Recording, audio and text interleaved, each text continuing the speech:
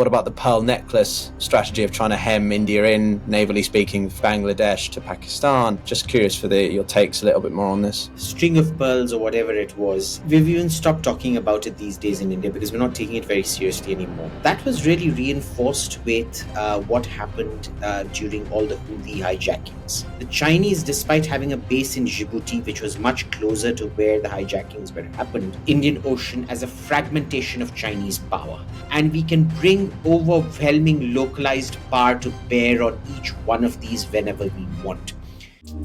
This is The Global Gambit. Anyway, Abhijit, what do you think about China more specifically?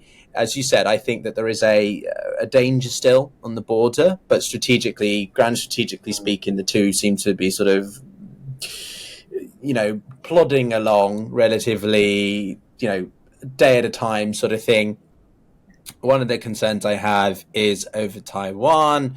Now, India is not directly involved in that. I have a couple of questions on its multilateral role in the Quad in a second, but, are there any flashpoints that we could see between these two?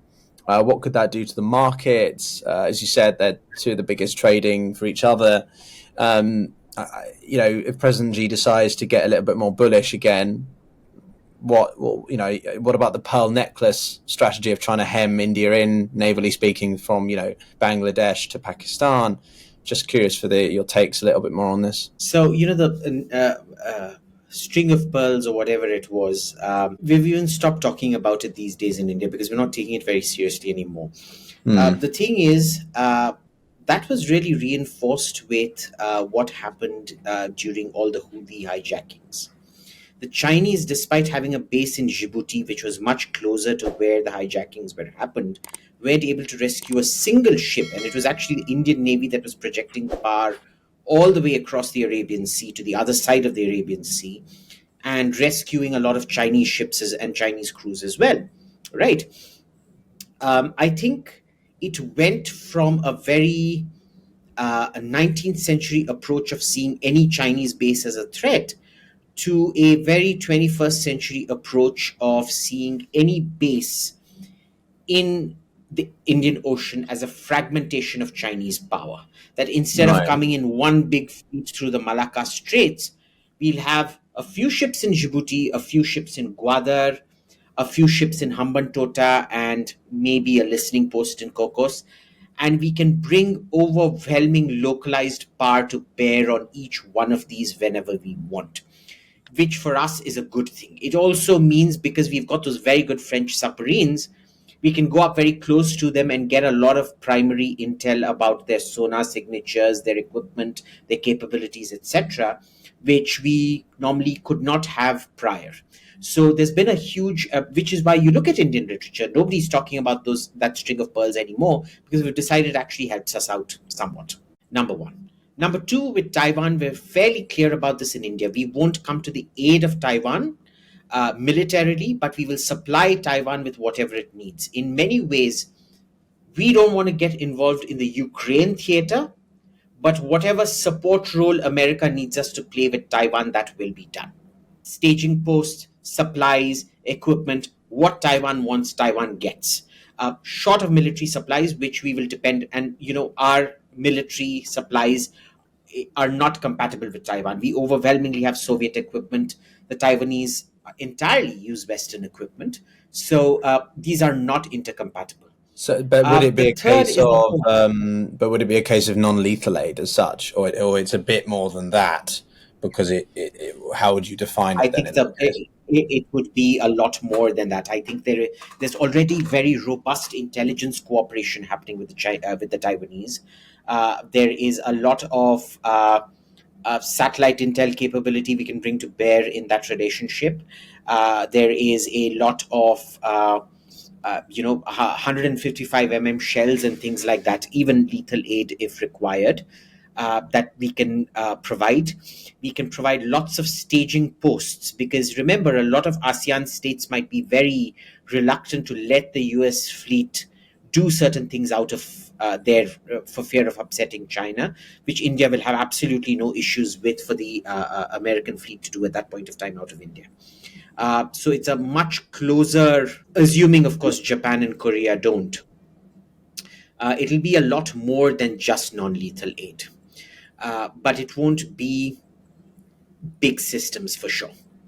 The third is the Quad. Now, the Quad, the more and more we de-emphasize the Quad, the more and more obvious it becomes that it is a military alliance. This goes back to Kissinger's book, The White House Hears, where he says, when any two or more countries meet and they say that the alliance isn't aimed, the grouping isn't aimed at a third country, it means it's exactly aimed at a third country, and it's a warning that we can do a lot worse if we want to. So any grouping that says it is not aimed at China is actually saying, yeah, buddy, we're very much aimed at you, wink, wink kind of thing. So everybody understands that.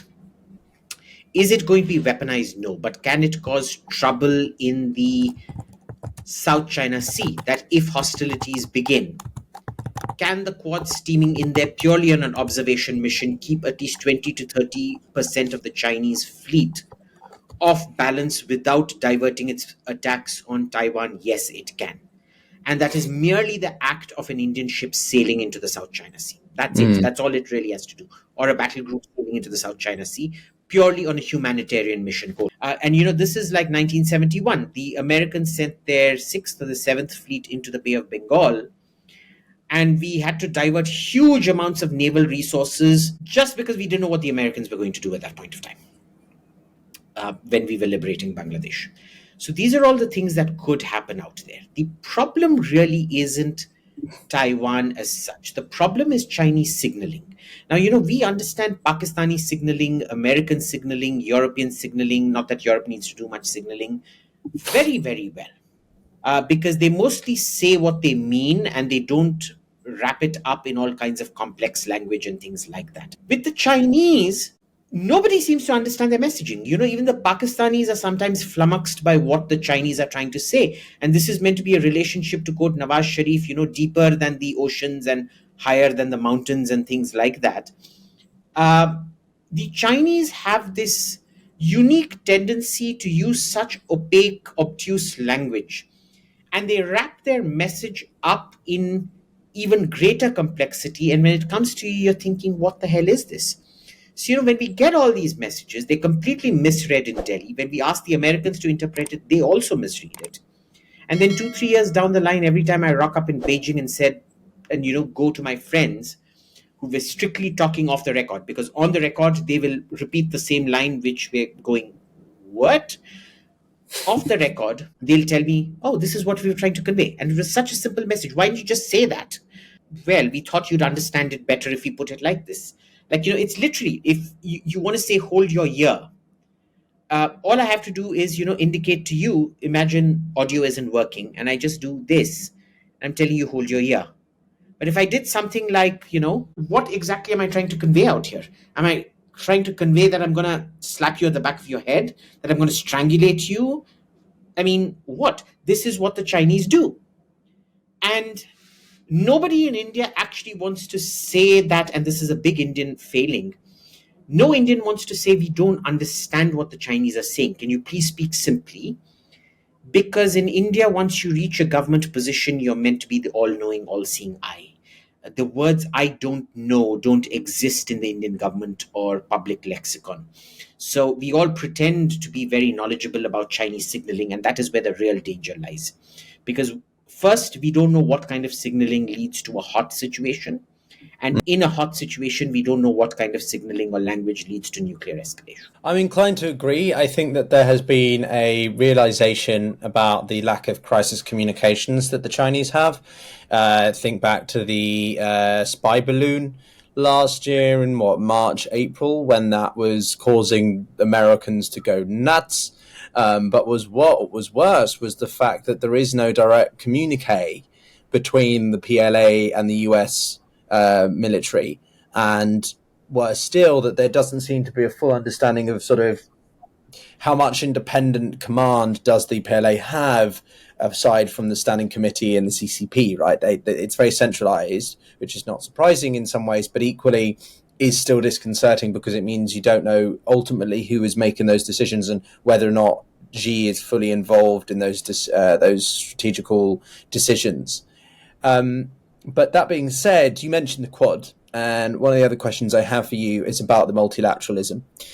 India obviously was remarkable in its role in hosting the G20 last year, and generally, I think reminding people of the value of international cooperation. They brought the African Union, which I thought was a stellar decision, into the G20. And frankly, I was shocked it wasn't even in it. Where do you see the Modi government taking India in the multilateral sense?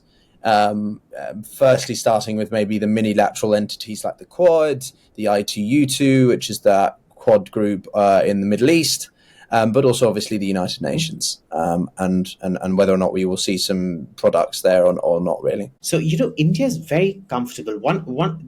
Look, multilateral groupings and institutions are essentially ceding a part of your sovereignty to them in the hope that they're very fair and equitable and reduce trade conflicts or misunderstandings and things like that. India's generally been very, very comfortable with that, right? We like getting on the table and adding whatever little value added we bring, as opposed to China that wants to change everything, right? We're very status quoists. And ever since the Modi government kind of let go this baggage of anti-colonialism and pointless petulance and unnecessarily bringing up stuff that happened 70, 80, 90, 100 years back, we've moved on with that. We're very cooperative on most things. On green energy, for example, people forget how obstructionist the previous government was on green energy. India today has more installed green energy than Germany does. We're going on a huge expansion of solar power in India. We don't like wind in this country. First of all, we don't get too much wind in this country, and I think all the economics of wind don't play out in India. Our big things are hydropower, which we were very early pioneer of to not very good results, because in those days water was seen as a exploitable resource and not as a living ecosystem where you had to factor in silt flows and things like that, and the aquatic ecosystem that lived and things like that. And that viewpoint has changed. So even in terms of emissions and things like that, we're very up for it. Our thing always was, give us nuclear energy so we can move towards a French model. And once we got that exception, there's been a huge amount of focus on the domestic reactor, because we don't want to buy foreign reactors. We want to create a whole economy around it in India. So we're creating two economies, a nuclear economy and a solar economy, in the hope that we reduce our energy consumption. And there's a lot of investment into hydrogen. Now, hydrogen has a lot of technological breakthroughs that still need to be achieved. We've not really gone down the EV path too much at all, except in cities, primarily because of the corrosiveness of the battery fluid and things like that that goes into those EVs, and the problem of disposing them. So even in multilateral things, we're not as obstructive as we used to be. We're much more cooperative. There's a lot of engagement happening on all spheres, and we find that's very useful, because the more countries you get involved in a sort of process dependency with India, the more incentivized they are to take an Indian line, understand us better, and reduce opposition to us. We've played that game very well. So more than multilateral, it's actually been incentivizing everyone into process dependency. Now, the downside of that is you'll see lots of god-awful crap publications coming around on all kinds of irrelevant god-awful things, and all kinds of irrelevant god-awful conferences happening with people bloviating, and I think more than enough hot air being generated than 200 nuclear reactors. Probably enough to give us energy independence for the next 200 years. But hey, if that's the price to be paid, great. So we don't like breaking international consensus. We may hold out a bit longer, but again, like I said, it's been Indian policy over the last 70 years, but much, much better implemented. We have much more focused people. What we need now is more experts, which the foreign ministry has been resisting, because the foreign ministry does not like getting people who have not passed the civil services exams into their rank and file. Hopefully that'll change. Maybe it won't, but at any rate, all of India's multilateralism, I2U2, the Quad, It has been very well messaged. It has been very well run. The military stuff less so, because the Quad is essentially a passex. It's a passing exercise, because the other three members of the Quad, Australia, America, and Japan, are completely interoperable. They can carry out completely radio silent attacks, full intercompatibility of weapons, interoperability of signals equipment, and all their other assets. India, forget inter-platform, inter-nation interoperability. We don't even have inter-platform operability within the Navy or within the Air Force, because an Indian American P-8 can't talk to an Indian surface destroyer with Russian radars and equipment. And it certainly can't, that same destroyer can't talk to an Indian French submarine with French NATO standard equipment. And you forget inter-platform interoperability. We don't even have intra-platform interoperability, because if you have Israeli anti-ship missiles mated with an Russian Israeli anti-aircraft missiles mated with a Russian anti-ship missile, we literally have to turn off the air defense before we fire the anti-ship missile, because the Israelis won't give you source codes to be compatible with a Russian missile, and the Russians won't give you source codes to be compatible with an Israeli missile. So forget inter-platform, even intra-platform interoperability is a joke. Well, there, I think we have an idea of what you think the Indian government should be working on, but I'll use that as a segue to, as we did in part one, again, guys, if you haven't already, open a tab, find that video. It'll be in the description below. Go watch it. But what do you think, Abhijit, viewers, observers of India, be it, intimately as you or casually, should pay attention, shall we say, for the rest of 2024 in the foreign policy realm? I've stumped you. Ooh, that's such a tough question. Yeah, you have. Because yes, lifetime achievement. That is, given how eloquent and well you articulate all your points, I will take that as a satisfactory mark. You should. Damn, man, you really did stump. So I would say China, because there's a huge interpretive and understanding gap. And the more they get into a middle income trap and lessening growth, they're going to be much more dangerous. Right. Maybe don't worry so much about India, and because India's never sought a leadership role. We're a middle power and very, very happy being a middle power. We'd much rather hang on to the coattails of somebody else than take leadership on anything. And I think that's a good place to be. But what about India's strategical autonomy? Middle power, if you measure their GDP by PPP, it's 10 trillion at this point. Can you really say that they're a middle power? What, because of the poverty situation in the country and economic imbalance?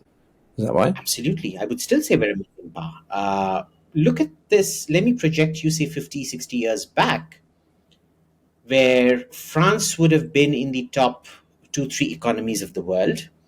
And France had no problems balancing autosuffisance, which is their version of strategic autonomy, with being a member of NATO. And they were quite happy they weren't happy about it. The French are the French after all. And de Gaulle was particularly cantankerous. But we got a stab in at the French on the podcast. I always try to do that, being a Brit. I always try to poke the French at least once on the I'm joking, we don't do that. But that was very amusing. Please, sorry. They managed it just... So... given that democracy limits how much you can grow, maybe in the next 20, 30 years, we'll reach China's per capita income at best. At that point, you're still a middle power. You're still not going to be a paramount power. And if you look at India historically, we don't do leadership. We've never done leadership historically. We've been very content. 99% of Indian programs are completely about India itself. We don't do leadership, and I think it's a very nice place to be, as opposed to China, which historically has been seen itself as a great sun from which all good things radiate out. We don't. We just keep to ourselves. Okay. Well, that will be quite an interesting, I think, following a few months to see whether or not your suggestion of India's focus on itself, which I think more countries want to do, but Modi has this emphasis to sort of be the figurehead of the global South, to be the country that represents other countries that don't want to be a part of this, to quote another guest we had on recently, Dmitry Alperovich, new Cold War. Therefore he pursues a foreign policy based on transactionality. Quick take on that? It is transactional. It's a bargaining position. India by itself may not have much heft, but India as a global South leader is in a very good position because it's kind of giving smaller powers the belief that somebody bigger is with you. Now, if you want to understand how this works out, this was really India's, in that period, in the UPA period, India's kind of belief that India and China would successfully resist American attempts at greening us. And then Barack Obama came up with this plan of the G2, which was, instead of the USA and USSR, it was USA and China, which completely shocked us. And then in the climate negotiations in Paris, the Chinese just dumped us.